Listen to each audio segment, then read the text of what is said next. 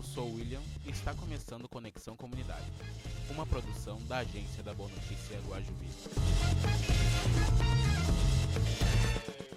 E atenção, talentos do Guajuviras e da Matias, mandem suas músicas para o e-mail agenciadaboanoticiaguajuviras@gmail.com para colocarmos no ar aqui na Rádio ABNG. Venha gravar também com seu grupo o programa Galera Guaju. A gente te espera. Agência da Boa Notícia Guajuviras, o lado bom da comunidade.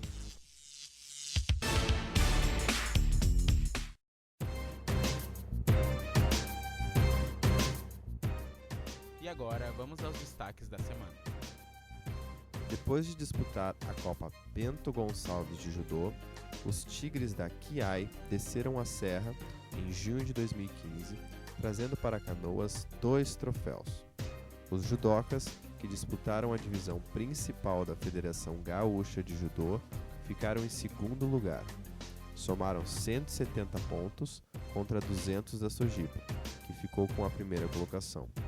Com esse desempenho, a Kiai, que recebe apoio da Prefeitura de Canoas, segue liderando o ranking do circuito gaúcho, com um total de 1.360 pontos.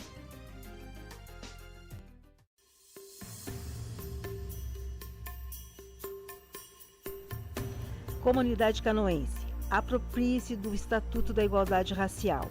Aqui não há espaço para o racismo.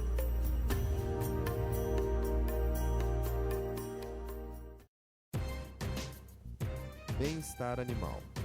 Canoas inaugura centro que faz atendimento veterinário a animais de rua.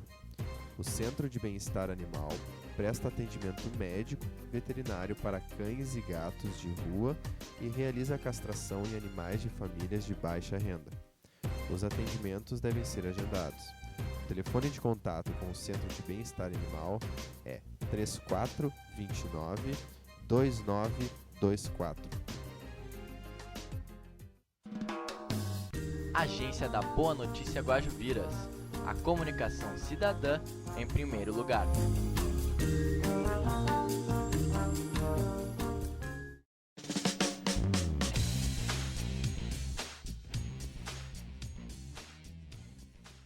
Estamos começando mais um Conexão Comunidade. Está aqui conosco hoje Paola Prandini e Jéssica Cerqueira. Tudo bom?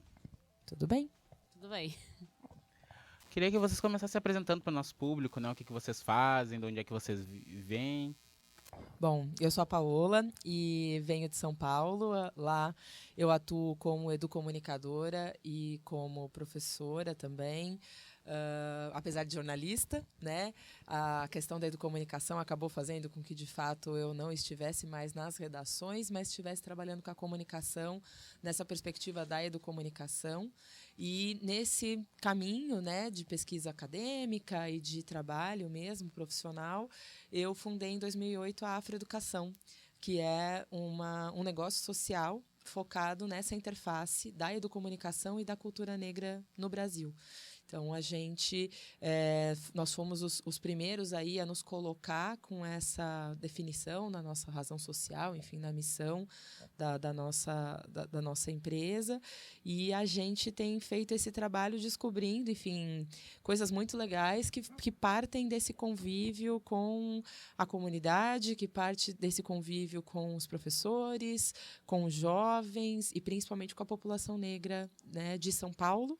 E agora também de Porto Alegre, temos tido algumas aproximações muito legais aqui na capital gaúcha e também nas cidades de Belo Horizonte e de Recife. E esse intercâmbio tem sido muito positivo para a gente, né, sair do eixo Rio-São Paulo e conseguir dialogar e articular o nosso trabalho com outras capitais. Meu nome é Jéssica, né? Sou de São Paulo também, atuo na Afroeducação há uns 2 anos. Sou formada em turismo pelo Instituto Federal de São Paulo, com foco mais em cultura periférica, né? Que é do tema do meu trabalho de conclusão de curso. Eu tenho trabalhado também, estou dentro do movimento negro em São Paulo há uns 4 anos, mais ou menos, já também.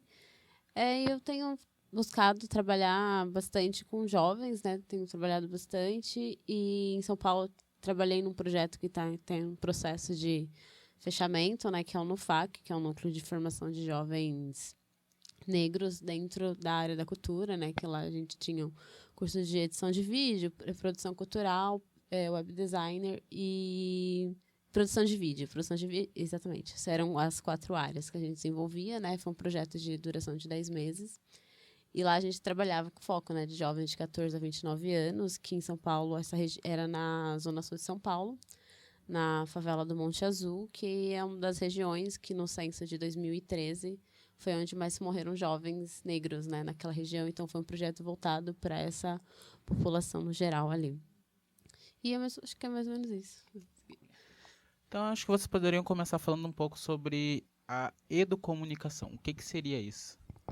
Bom, a educomunicação é um campo que nasce dos movimentos sociais latino-americanos na década de 70, mais ou menos, por ali, nessa década, em que as organizações da sociedade civil latino-americanas se viam com o desafio de continuar em diálogo com os adolescentes e os jovens e as crianças das comunidades em que elas estavam inseridas, e percebiam que esse diálogo já não era mais tão possível como antigamente.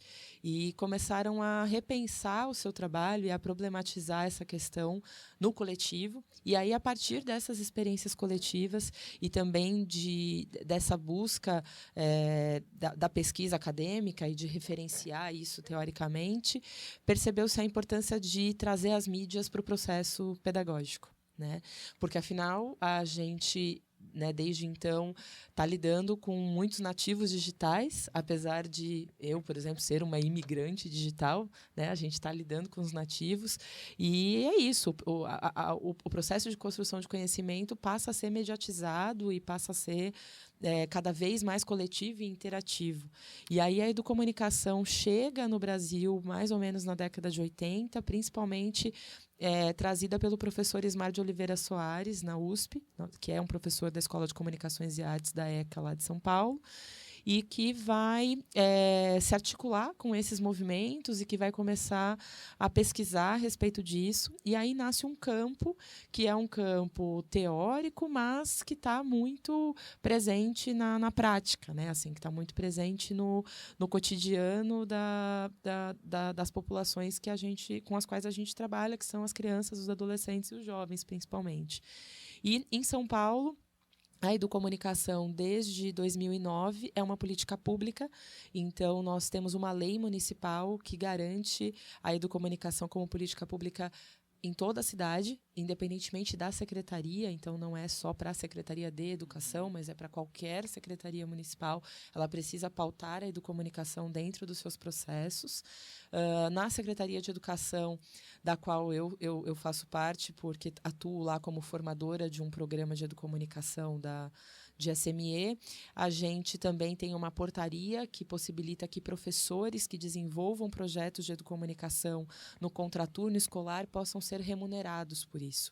Então, isso é bem legal, porque o professor consegue, enfim, ampliar sua jornada de trabalho, desenvolvendo um projeto que é muito, muito positivo e ainda tendo um salário mais também, né, coerente para aquilo tudo que ele faz, né? E dessa forma a educomunicação vem se expandindo. Assim, a gente tem nesses últimos 10 anos um crescimento muito forte do campo da educomunicação. Inclusive, a minha especialização e o meu mestrado foram dentro da linha de pesquisa de educomunicação da USP, e a gente tem desde 2012 uma associação criada, que é a Associação Brasileira de Pesquisadores e Profissionais em Educomunicação, a ABPEDUCOM, da qual eu sou sócia fundadora e estou como diretora cultural, e o nosso trabalho tem sido de articular ações de educomunicação em todo o país, né, e de trabalhar esse campo e problematizar o campo de uma maneira não só acadêmica, mas também profissional. Não é à toa que temos lá pesquisadores e profissionais, porque a gente também tenta combater um pouco desse academicismo, de não achar que é só coisa para especialista, mestre e doutor, de maneira nenhuma, né? Mas as pessoas que muitas vezes nem têm tanto conhecimento em termos de conhecimento formal, mas que trazem conhecimentos incríveis para as práticas, né? Então a gente também tenta valorizar bastante isso,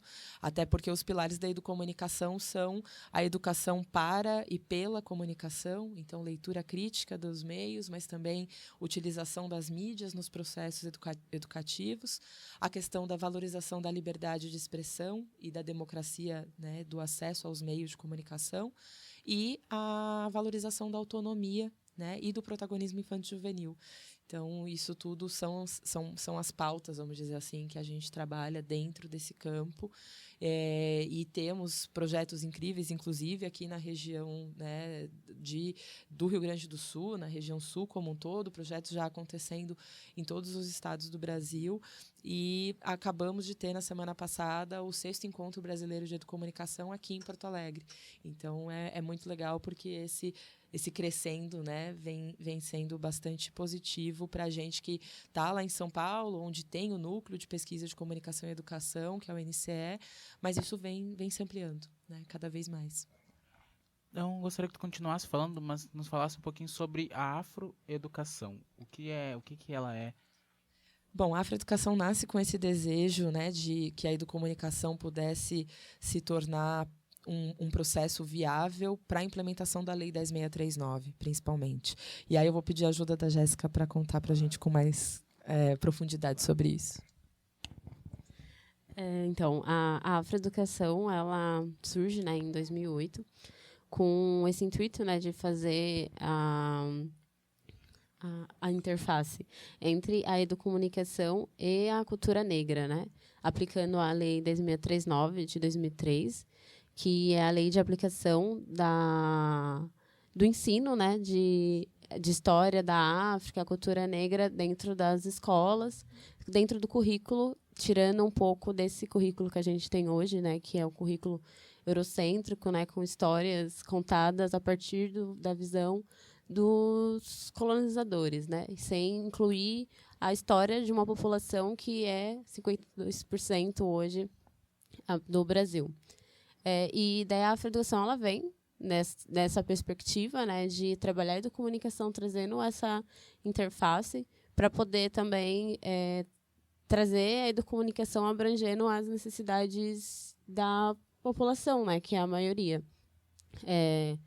A afroeducação, ela surge em 2008, né, a gente tem ações em São Paulo, uma das ações que tem um maior tempo, que tem 6 anos já, é a Afroeducação no Cinema, que nós já exibimos cerca de 20 filmes, que são filmes que têm a temática de negritude, né, a cultura, a religiosidade, e a maioria desses filmes, cerca de 70% mais ou menos, são de produtores e diretores negros, o que é uma dificuldade de se encontrar, né? Pelo menos em São Paulo a gente tem essa dificuldade, mas ainda tem.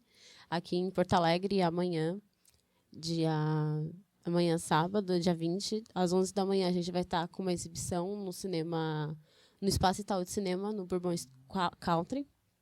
E o cinema começa às 11 da manhã. O título do filme é Os Caminhos da Religiosidade Afro-Rio-Grandense, que é produzido pelo diretor Rafael Doroá. E é um filme que ele vem tratar sobre a religião do Batuque, aqui no Rio Grande, né? Rio Grande do Sul. E aqui vai ser a primeira, e a gente teve essa dificuldade muito grande de encontrar um diretor negro que estivesse produzindo algo sobre a cultura. Enfim, nós não encontramos, e estamos em busca disso, né? Aqui em Porto Alegre, Recife também, que é um outro local onde nós também estamos produzindo essas sessões, também estamos com essa dificuldade. Belo Horizonte, encontramos filmes, também não encontramos produtores nem diretores negros. Por que tu acha que é tão difícil de encontrar diretores negros? Porque nós estamos aí num processo, por exemplo, de cotas no Brasil, que tem apenas 13 anos, e ela está num processo... Estamos já chegando, né, na fase final dessa lei, né, porque é uma lei afirmativa, então ela tem um prazo final para acabar, só que ainda a gente está num processo de formação, tem muitos diretores sendo formados, estudando, mas temos todo um processo que a área de cinema é uma área elitizada, né? Onde boa parte da população que acessa esses cursos, que tem acesso a essa educação, são jovens que tiveram uma condição de vida no sentido de não precisar trabalhar desde jovem, que consegue ter um acesso a chegar até a faculdade, ensinos que são de período integral, e que a juventude que mora na periferia, a população negra que precisa começar a trabalhar cedo, não tem esse acesso. Então, começa aí a seleção, né, antes de chegar na faculdade. Então, acredito que um dos motivos da gente não ter é esse, né, mas acredito que os próximos anos aí tem bastante filmes vindos aí de produtores e produtoras negros. Pois é, como tu mesmo disse anteriormente, a nossa população ela é mais de 50% negra, né? Por que a gente ainda tem tanto preconceito na nossa sociedade? Por conta de todo um processo histórico, né? O Brasil tem aí mais de 500 anos, mas a gente tem um processo de assinatura de uma lei da abolição da escravatura de apenas 127 anos. E isso foi... Aí a gente tem 127 anos apenas de uma abolição de uma escravatura, e sendo que, por exemplo, essa lei foi assinada lá 13 de maio de 1888, e sendo que no dia seguinte, dia 14, a gente tem a lei da vadiagem, né? Que, assim, a gente tem essa lei, e daí todas as pessoas que eram escravizadas são libertas, só que no dia seguinte, quem estava na rua sem ter o que fazer porque eles tinham sido libertos, então eles saíram e não tinham nada, né? Então, assim, são libertos, não tem nada, sai sem dinheiro, sem terra, sem comida, sem nada, e no outro dia tem essa lei de vadiagem, em que na hora, então, disso, eles acabam sendo presos, né? E daí a gente tem um processo longo, né? Que é falta de recurso, que são pessoas que foram morar em todas as periferias. No Rio de Janeiro tem os morros. Enfim, são gerações, 127 anos é muito pouco, pouquíssimo. Então, a gente está num processo de desconstrução. Isso ainda vai levar... A gente não sabe quanto tempo ainda, né? Mas é um processo de desconstrução. Por isso a importância das cotas, por isso a importância da gente falar sobre a cultura negra, por isso a importância dessa lei, da 10.639, nas escolas, que a gente tenha esse conhecimento dessa população que foi negada essa história para ela, né? Então, um dos motivos é esse, e eu acredito que por isso que a gente ainda tem esse né, preconceito, né? Essa discriminação sobre essa população ainda. Então, Paola, qual é o papel da mídia, da comunicação, na desconstrução desses preconceitos? Acho que a mídia é primordial nesse processo, né? Porque, primeiro que a comunicação é um direito humano estabelecido na Constituição. Só que a gente sabe que aqui no Brasil essa comunicação está nas mãos de menos de 10 famílias. Né, esse poder de se comunicar, se a gente pensar nos meios massivos, né, de comunicação. Então, a gente tem todo ainda um regime quase que feudal, né, de acesso aos meios de comunicação, e, dessa maneira, os discursos e as narrativas e a visibilidade e a representatividade que vai se ter nesses meios são aqueles que são espelho de quem é dono do meio, né, de quem é dono do veículo de comunicação, e que são famílias, né, ricas, famílias brancas, famílias que têm, enfim, essa questão do capital como parte forte de presença, vamos dizer assim, no país, e que, sem dúvida alguma, vão deslegitimar todas, praticamente, das causas das que são chamadas de minorias, né? Minorias aí sociais, mas não quantitativas, né? Porque se a gente pegar a população negra, que é maioria quantitativamente na sociedade, mas que em termos de possibilidade de voz são totalmente oprimidas, né? E que, sem dúvida alguma, essa mídia vai fazer com que essas pautas não ecoem, com que as pautas desses movimentos não tenham essa ressonância que pautas né, brancas e de uma população rica vão ter. Né? O espaço nunca vai ser o mesmo. E aí, nesse sentido, que é tão importante as mídias estarem nas mãos de todos. Né? A gente poder desconstruir essa maneira como o acesso aos meios de comunicação se deu historicamente e dar esse poder de voz e de vez para toda a sociedade, para todos os cidadãos, né? E projetos como esse de vocês, por exemplo, acho que fazem isso de uma forma incrível e de uma forma muito eficaz, muito eficiente. E eu acho que é a possibilidade de virada, né? É em projetos como esse que a gente tem a chance de alcançar espaços e estabelecer transformações tão necessárias, às vezes talvez não na velocidade que a gente gostaria, mas transformações que vêm acontecendo, né? Para que esses veículos possam rever a si mesmos e os jornalistas possam parar de apenas reproduzir aquilo que já está colocado pelo sistema, né? Que possam pensar, por exemplo, em escolher melhor as suas fontes, né? Escolher melhor no sentido, inclusive, étnico, né? Então, será que eu preciso, toda vez que eu escolho uma fonte para dar uma entrevista para a minha matéria, para a reportagem que eu estou fazendo, essa fonte ela tem que ser branca, homem, heterossexual, né? Esse tem que ser sempre o padrão. A gente não tem especialistas negros, a gente não tem especialistas mulheres que podem se colocar sobre as mais diferentes temáticas. Temos. A questão só é que não se dá visibilidade para que essas pessoas se coloquem, né? E aí, nesse sentido, eu acho que a mídia tem muito a contribuir para a transformação, né? Para a gente chegar nessa mudança tão esperada. E vocês já conheciam a Agência da Boa Notícia? A gente conheceu aqui, na verdade, já em Porto Alegre, por conta dessa relação de amizade, enfim, e de companheirismo de luta que a gente tem com a Janice, né? A Janice da Cogira, daqui, que é a Comissão de Jornalistas pela Igualdade Racial. Eu sou da Cogira de São Paulo, então isso foi algo que nos ligou e que aí, quando eu tive essa oportunidade de conversar com ela essa semana, ela falou, olha, tem esse projeto incrível que você precisa conhecer, porque, enfim, eles não usam o nome de comunicação, mas eu acho que vocês fazem a coisa muito parecida, né? Assim, vocês estão trabalhando no mesmo ritmo, enfim, tem muito a trocar.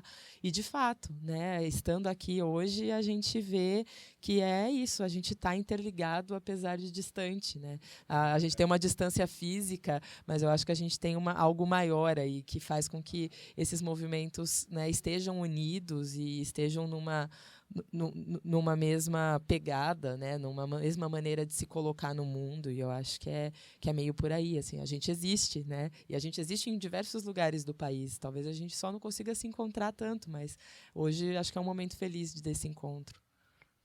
E nós desenvolvemos aqui o papel da comunicação cidadã, né? O que vocês acham que é a comunicação cidadã? Eu acredito que a comunicação cidadã é essa possibilidade do meio de comunicação ter a cara do cidadão, né? Assim, e se a gente pensar quem é o cidadão brasileiro é esse aí, né? População majoritariamente negra, 70% dessa população é considerada pobre, segundo, né, o IBGE, uma população que descende de africanos, né, africanos que foram escravizados durante mais de 350 anos, que vivem esse processo que a Jéssica disse de uma falsa abolição, de mulheres negras que vivem uma pirâmide invertida porque estão no topo da família, no sentido de que são as mulheres que mandam ver e que cuidam da casa e que mantêm seus filhos e que têm que correr atrás, mas que estão na base da pirâmide no que diz respeito ao acesso aos direitos, né? São muito mal remuneradas, são muito mal representadas socialmente, e nesse sentido eu acho que a comunicação cidadã é a possibilidade de fazermos uma comunicação que de fato dialogue com quem é o cidadão, né? Quem é essa pessoa, né? Quem é o brasileiro, a brasileira? São essas pessoas, muito mais do que a população dominante, né? E aí é uma maneira da gente subverter, eu acredito, essa lógica que tem aí o capital, né, tão forte, subverter essa ideia e possibilitar que esse protagonismo e que essa representatividade, essa visibilidade seja de verdade de todos e não só de poucos, né, de alguns. Quero agradecer a presença de vocês aqui na Agência da Boa Notícia e no Conexão Comunidade. Muito obrigada. A gente acho que deixa o convite para que todo mundo que tiver interesse nos sigam nas redes sociais, né? A Afroeducação tem o site, que é afroeducaçãosemosacentos.com.br. Por ali dá para chegar no Face, no Twitter, no Instagram e tal. E faz esse convite para que, né, quem puder estar em Porto Alegre amanhã para participar dessa sessão de cinema. A sessão é aberta, gratuita, e é para que todo mundo possa estar mesmo e participar e debater, porque porque a gente tem que, de uma vez por todas, tornar o tema da raça um tema. Deixar de ser uma não questão para passar a ser algo que esteja aí nas nossas discussões e no nosso dia a dia, né, com uma presença mais forte. E agradeço muito pela oportunidade. A gente fica muito feliz e parabeniza o projeto, porque realmente é deslumbrante e espero que tenha uma vida bem longa. Eu também quero agradecer, né, a oportunidade, quero parabenizar o projeto, que achei fantástico. Enfim, estrutura, a possibilidade de mudança de vida, né, que isso faz na vida desses jovens, com certeza. E, enfim, reforçar o convite, né, que estejam lá amanhã, são todos muito bem convidados e quero vê-los lá, enfim. E, bom, acho que é isso, e convidá-los também a curtir as páginas, né, nas redes sociais, tudo, e convidá-los também a conhecer alguns outros projetos que existem também e que não possuem essa mesma estrutura dentro num sentido de administração e gestão desses lugares, né? No sentido de fazer uma reflexão, né, o quanto isso é importante que seja expandido de uma maneira em grande escala, né? Todas as periferias tivessem projetos dessa maneira, talvez a gente tivesse aí uns resultados bem grandes. É isso, obrigada. Então, Jéssica, Paula, muito obrigado. E o Conexão Comunidade acaba aqui. E não esqueça, curta nossa página no Facebook, Agência da Boa Notícia Guajuviras. Nos siga no Twitter, @ABNGuajuviras. Acesse o nosso blog, agenciadaboanoticia.wordpress.com, e nos assista no YouTube, youtube.com/Agência da Boa Notícia.